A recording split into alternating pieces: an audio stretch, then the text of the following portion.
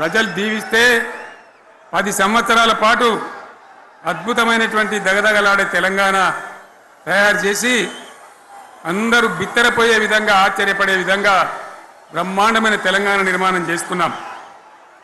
ఆ విధంగా 25 సంవత్సరాల సుదీర్ఘ చరిత్రను ఈరోజు ఈ వరంగల్ గడ్డ మీద మనం జరుపుకుంటా ఉన్నాం. రజతోత్సవ సందర్భంలో జరుపుకుంటా ఉన్నాం. చాలామంది చాలా రకాల ప్రయత్నాలు చేసినారు.